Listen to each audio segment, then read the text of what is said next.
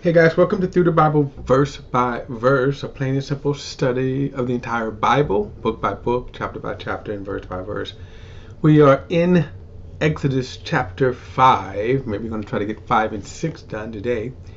And we're going to get Pharaoh's response to God's command to let his people go.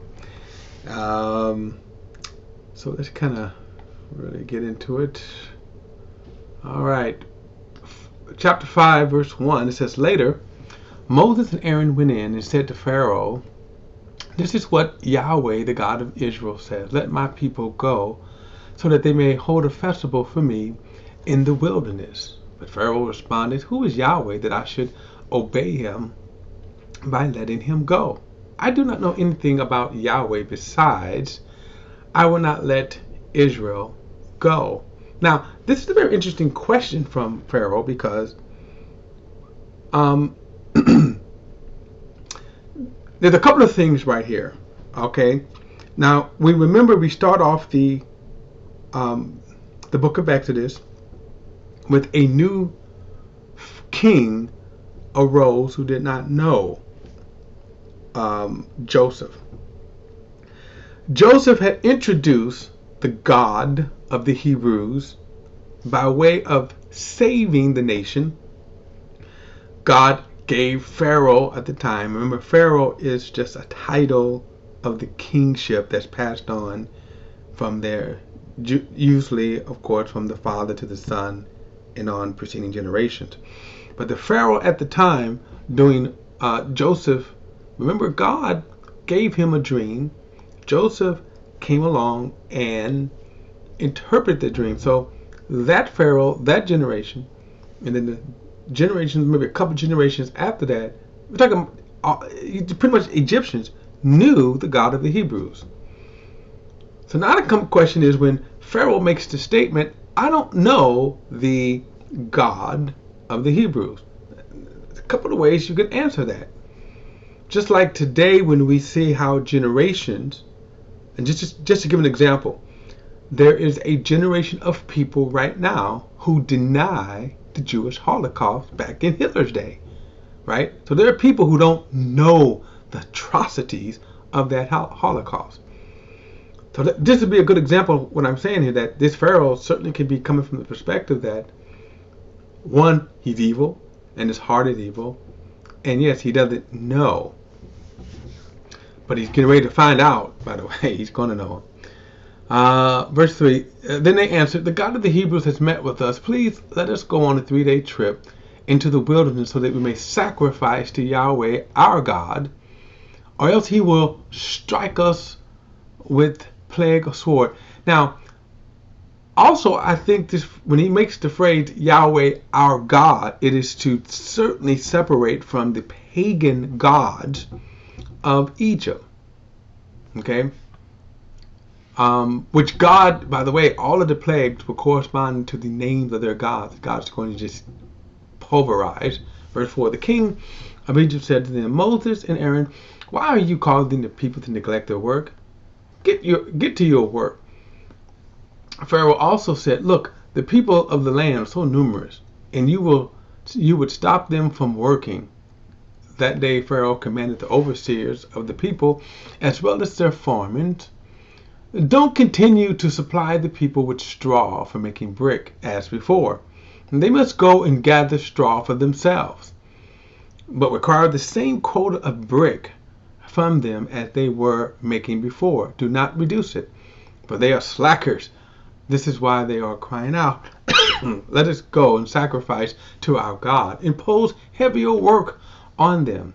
Then they will be occupied with it and pay no attention to deceptive words. So the overseers and the foremen, now we're going to kind of see who these foremen are. The foremen are actually Jewish overseers, and then the overseers are Egyptian overseers. So the overseers and the foremen of the people went out and said to them, This is what Pharaoh says, I'm not giving you straw. Go get straw for yourselves wherever you can find it, but there will be no reduction at all in your workload. So the people scattered throughout the land of Egypt to gather stubble for straw. The overseers insisted, Finish your assigned work each day, just as you did when straw was provided. Then the Israelite foremen, whom Pharaoh's slave drivers had set over the people, were beaten and asked, "Why haven't you finished making your prescribed number of bricks yesterday or today as you did before?" Now it's kind of interesting because in a kind of a slave culture, remember these foremen probably had it very good. If you go back to our American slavery, there were Negro foremen, and sometimes they did have an attitude, but it's interesting that they're reminded, no, the way the Egyptians see you, you're just Hebrew. Verse 15, so the Israelite foreman went and cried for help to Pharaoh.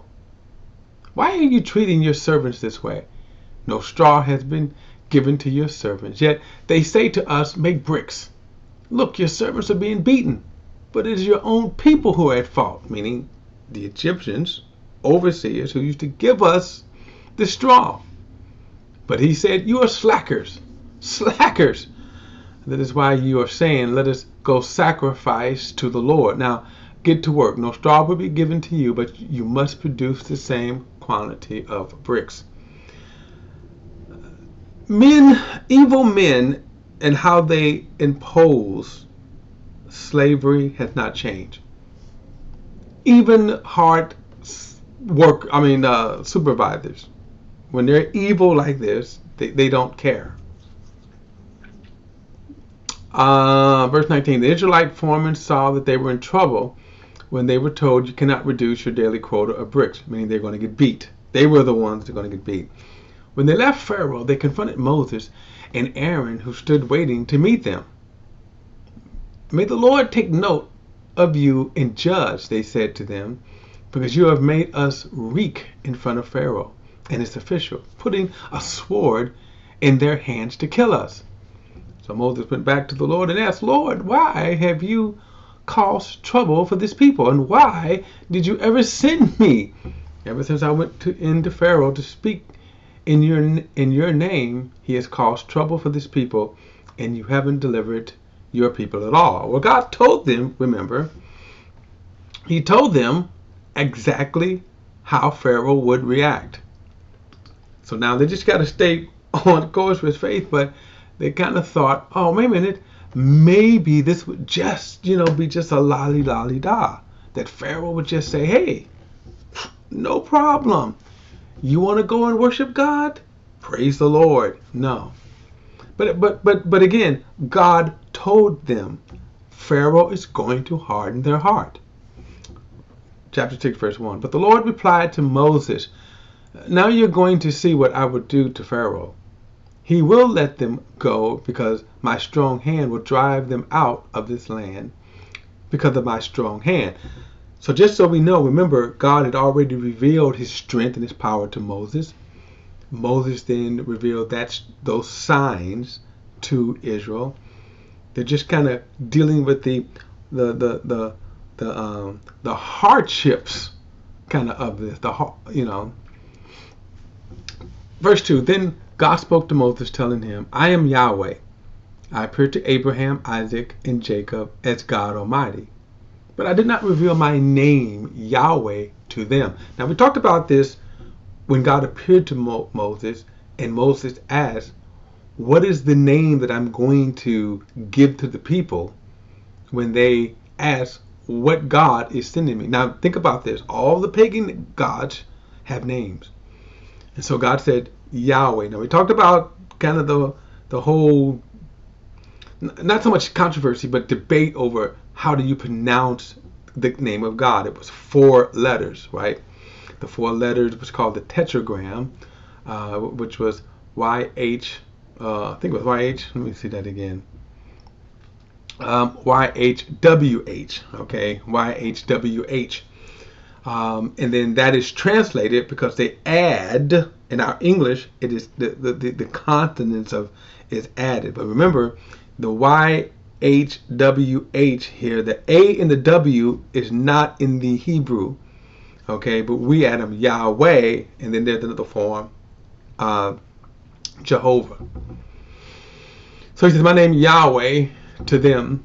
Verse 4, I also established my covenant with them to give them the land of Canaan and the land they live in as foreigners. Furthermore, I have heard the groanings of the Israelites, whom the Egyptians are forcing to work as slaves, and I have remembered my covenant.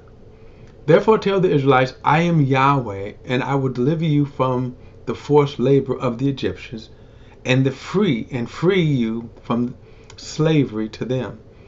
I will redeem you with an outstretched arm and with great acts of judgment. I will take you as my people, and I will be your God, and you will know that I am Yahweh, your God, who delivers you from the forced labors of the Egyptians. I will bring you to the land that I swore to give Abraham, Isaac, and Jacob, and I will give it to you as a possession. I am Yahweh. Now, this is interesting because this is a covenant promise to Israel, very specific to Israel. Remember, his covenant people. This is a very specific covenant right here.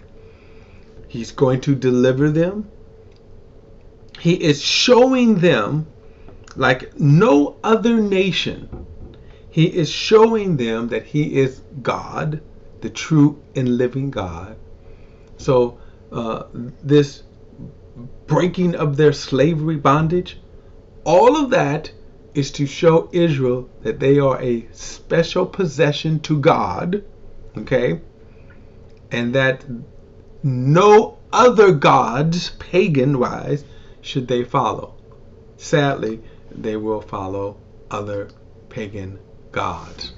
Verse 9, Moses told this to the Israelites, but they did not listen to him because of their broken spirit and hard labor. So they were despondent because they were being beaten, they were being treated harshly, even worse, now that Moses has come along. 10. Then the Lord spoke to Moses, go and tell Pharaoh, king of Egypt, to let the Israelites go from this land. But Moses said in the Lord's presence, if the Israelites will not listen to me, then how will Pharaoh listen to me, since I am such a poor speaker? Now it is possible that Moses, over the time, because he really wasn't speaking, we know that he was an eloquent speaker, but it's possible over time I'm not that great, Verse 13, then the Lord spoke to Moses and Aaron and gave them commands concerning both the Israelites and Pharaoh, king of Egypt, to bring the Israelites out of the land of Egypt, meaning Aaron would speak for him. In other words, Aaron would be sort of like God. Moses would be sort of like God, and then Moses would be like the prophet. Now, verse 14, these are the heads of the fathers. These are the heads of their fathers' families. The son of Reuben, the firstborn of Israel, Hanok and Polu, Hezron and Carmi. These are the clans of Reuben. The sons of Simeon, Jamal, Ahad, Jakin, Zohar, and Shaul, the son of a Canaanite woman. These are the clans of Simeon. Now, again, forgive me for butchering the pronouncing of these Hebrew names. These are the names of the sons of Levi according to their genealogy. Gershon, Kohath, and Merari lived 137 years. The son of Goshan, Libni, and Shimi, by their clans, the son of Kothan, Aram, Asa, Hubah, and Ijah. Kothan lived 133 years. The son of Miri, Mihar, and Mushi. These are the clans of the Levites according to the genealogy. Aram married his father's sister's Jochebed, and she bore him Aaron and Moses. So Jochebed. She bore him Mary and Aaron and Moses. Aaron lived 137 years. The sons of Izhar, Korah, Nepa, Zachary. The sons of Uziel, Mishael, Eliphan, and Sathri. Aaron married Elisheba, daughter of Aminadab, the sister of Nishan, and she bore him Nadu and Eleazar, and Ishtar. Now we're going to get very familiar with Aaron's sons, especially Nadab and Abihu later on. Also Eleazar. So we're going to get very familiar with them. Verse 24, the sons of Korah, Asher, Eber, and Abisad. These are the clans of the Korites. We're going to get familiar with them too later on. Aaron's sons, Eleazar married one of the daughters of Petiel, and she bore him Phinehas. These are the heads of the Levite families by their clans. And it was this Aaron and Moses whom the Lord told, bring the Israelites out of the land of Egypt according to their divisions. Moses and Aaron were the ones who spoke to Pharaoh, the king of Egypt, in order to bring the Israelites out of Egypt. Now, later on, we'll get into the genealogies of the Levites, why this is going to be very important, because the Levites would be the priests, the whole tribe of the priests here. And then it says, verse 28, on that day the Lord spoke to Moses in the land of Egypt. He said to them, I am Yahweh. Tell Pharaoh, king of Egypt, everything I am telling you. But Moses replied in the Lord's presence, since I am such a poor speaker, how will Pharaoh listen to me? We'll get into that probably in the next chapter. But also, again, keep this in mind that, in fact, you know what? Let me go on and read this quickly here. This is God's response to Moses. And verse 7, the Lord answered Moses, see, I've made you like God to Pharaoh, and Aaron your brother will be your prophet. So obviously not God of gods, not God in deity, but in terms of authority. And then Aaron would be his prophet. Verse 2, you must say whatever I command you. Then Aaron your brother must declare it to Pharaoh, so that he will let the Israelites go from this land. But I will harden Pharaoh's heart and multiply my signs and wonders in the land of Egypt. Pharaoh will not listen to you, but I will put my hand on Egypt and bring the divisions of my people, the Israelites, out of the land of Egypt with great acts of judgment. The Egyptians will know that I am Yahweh when I stretch out my hand against Egypt to bring out the Israelites from among them. Now, notice the term that God is using. The Egyptians will know that I am Yahweh. Remember, Pharaoh says, I don't know who this God is. Who is Yahweh? God says, you're going to know who I am. Okay? You are going to know who I am. And he's going to bring them out with great acts. Now again, he's telling them again, they're going to know. He's telling them again, this is what's going to happen. In other words, it's going to be rough in that Pharaoh is resisting, and actually, when the plagues start, that he is actually going to. His attention is going to be kind of away from Israel. Actually, things are going to be probably not as bad. Like, for example, when the darkness hit, well, Egyptians won't be able to know if they're working or not. When they're hit with flies, when they're hit with locusts, all kinds of. When the plagues hit, actually things are going to lighten up for them. All right, guys, we're going to pick it up in chapters 7 and 8 in the next study. I'll see you then.